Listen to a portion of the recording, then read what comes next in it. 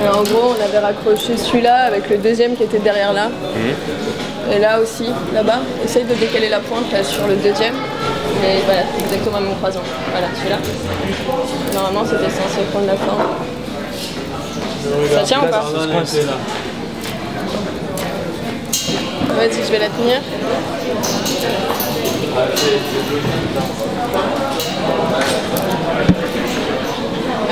C'est un exercice qui cherche à appliquer une notion très importante quand on va devenir architecte et qu'on va construire, c'est celle de l'économie de moyens. En deux mots, un bâtiment tient très bien s'il y a la quantité exacte de matériaux bien positionnés. Et s'il y en a trop, on pourrait croire qu'il tient mieux, ben en fait il tient beaucoup moins bien. Si on fait des dessins et des maquettes, on ne peut pas la vérifier, cette économie de moyens. Donc on s'est dit, on va faire un truc pour de vrai, construire à l'échelle 1, avec des matériaux très modestes et de mauvaise qualité qu'on sera obligé d'organiser pour les rendre résistants. Et on s'est dit, mais comment vérifier vraiment qu'il y a économie de moyens? Et là, on a eu une idée. On s'est dit, la structure, on va la faire porter par les étudiants. Ils seront la colonne, l'unique colonne de la structure. Et comme ils bougeront, la question structurelle sera complexe. Donc, puisque la question structurelle sera complexe, la structure sera inventive, intelligente, élaborée, forcément. Sinon, elle cassera ou elle leur fera mal. Ce bambou-là, il sera plus en mouvement, tu vois. Alors que lui, il pourrait être en mouvement parce qu'il n'a pas de point fixe sur lequel il est fixé. Il a pas cette poche-là, tu vois. Ah, mais lui, ça l'empêche de pivoter. Bah ouais, c'est ça en fait. Ça empêche la rotation. Ça empêche que la structure parte comme ça en fait quand tu marches. À côté en fait. Mais en fait, il faudrait qu'on revoie quand tu es avec la structure directement, il faudrait voir qu'est-ce qui se passe au niveau des câbles. Nous, on a essayé en composant une grande structure à partir d'un module simple en tenségrité, de représenter un peu le mouvement du corps au fur et à mesure de la marche. Notre structure, elle est composée de 7 modules en tenségrité qui partent vers l'avant et de 3 modules en contrepoids en arrière, ainsi qu'un poids qui a été attaché et calculé au bout du levier pour permettre d'équilibrer la structure. On a donc réfléchi aussi certains de nos bambous pour qu'ils résistent davantage au flambement, par exemple en triplant les bambous et en les écartant pour créer davantage d'inertie. Et c'est un travail qui nécessite beaucoup de temps et d'investissement parce que chaque longueur de ficelle compte. Et c'est seulement une fois que chacune des ficelles est bien ficelée et de la bonne longueur que la structure peut atteindre cette horizontalité.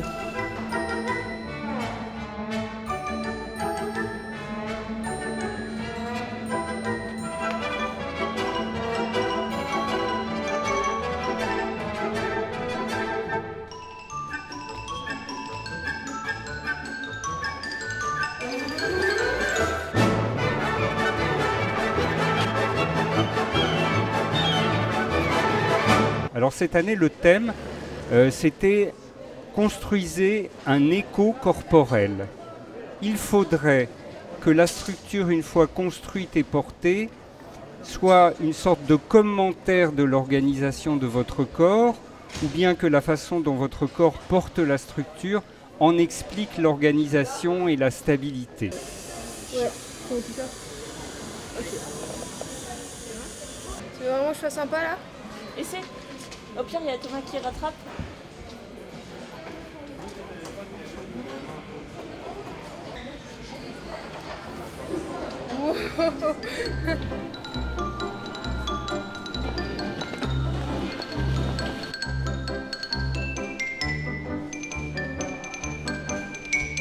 En fait, on a recherché à exprimer un aspect de l'écho. Un écho, donc ça va augmenter la surface de l'onde et à la fois ça va diminuer l'intensité. Donc en fait, on a une surface qui s'agrandit par les différentes flèches qui s'éloignent et à la fois une intensité qui va se réduire sur chaque flèche, donc indépendamment. Donc un aspect aussi corporel puisque c'est du corps que partent donc des épaules avec le corset, que partent tous les points de la structure. Et on a un très fort travail en fait sur la tension et sur la précontrainte de un peu maître mot de cette structure. Donc la tension en fait, tous les câbles donc, qui sont un petit peu qui disparaissent en fait, parce qu'ils sont transparents pour apporter un aspect magique, mais ils sont tout de même là si on se rapproche, on les voit. Et la pré-contrainte, en fait, chaque flèche en tissu qui est assez grande a été prétendue en tissu pour pouvoir en fait la rigidifier et permettre plus facilement de la relever. Et enfin, le dernier élément qui a pris pas mal de travail aussi sur cette structure, c'est le tissage central qui nous a permis de rigidifier l'ensemble de la structure avec donc en fait un système où les lattes passent les unes en dessous des autres et en fait sont en compression. Donc, il y a 2 étapes pour le travail, donc il y en a eu le tissage et une flèche une par une et ensuite l'assemblage. Tu penses qu'avec l'époque ça suffira? On rajoutera de la colle, non? En fait, donc pour l'exercice éco-corps, ce qu'on a voulu faire, c'est vraiment avoir une structure qui évolue en même temps que notre corps, dans le sens où c'est le mouvement qui donne un mouvement à notre structure en fait. Et structurellement, on est parti des courbes des colonnes vertébrales en fait. Enfin, on a pris le principe de la structure de la colonne vertébrale pour créer une nouvelle structure qui partait des jambes et pour créer un mouvement. Quand on avait un mouvement vertical en fait, créer un mouvement horizontal. On voulait avoir un peu ce contraste et créer un mécanisme. Et en gros, on n'a pas cherché de forme au début, c'est vraiment nos recherches qui ont induit la forme qu'on a trouvée à la fin. On n'a pas utilisé les matériaux pour que ce soit beau, mais pour que ce soit utile. C'est fixé à la latte. Mais du coup, j'ai peur que ça aille sur l'épaule, mais je pense que ça devrait aller. Non, ça, si, ouais, franchement. Puis au pire, j'ajouterai une petite sangle et on verra si je fais des bretelles. Et tu le fixes comment par rapport avec le tissu? Non, mais juste pour passer une ficelle et que ça tienne en fait. Il n'y a pas de raison que ça glisse. Ouais, même, de toute façon, même si on fait une ligature, ouais, c'est bon. Si bien collé. Ouais, on fait une ligature. Donc nous on est parti sur l'écho corporel de la parole et de la projection vers l'avant, enfin de l'ouverture vers les autres. Et donc on a fait une structure horizontale qui s'étendait d'avant vers l'arrière et dont l'idée c'est que l'essentiel de la matière soit vers l'avant et qu'on ait un contrepoids vers l'arrière pour compenser tout le poids de l'avant. On a utilisé le tissu comme moyen structurel de manière à ce qu'il ne soit pas simplement entre des tirants ou qu'il soit juste décoratif, mais qu'il soit vraiment là pour maintenir toute la structure à l'avant et éviter tous les problèmes de flexion, de flambement et tout ce qu'on a pu rencontrer à cause des matériaux assez peu solides. Donc là en tout ça fait 7,30 m de long et environ 3 mètres de large. Donc le porteur est presque au milieu, enfin pas tout à fait, mais il est en gros dans le milieu de la structure. Voilà. Ce thème éco-corporel, il était très mystérieux, on ne savait pas plus que les étudiants ce que ça donnerait. Et alors ça a donné des choses particulières, beaucoup de structures très verticales, beaucoup de structures squelettiques, très articulées avec le corps. Et c'était au fond l'objectif qu'on visait. Alors on verra demain si l'objectif est vraiment atteint, si elles tiennent debout.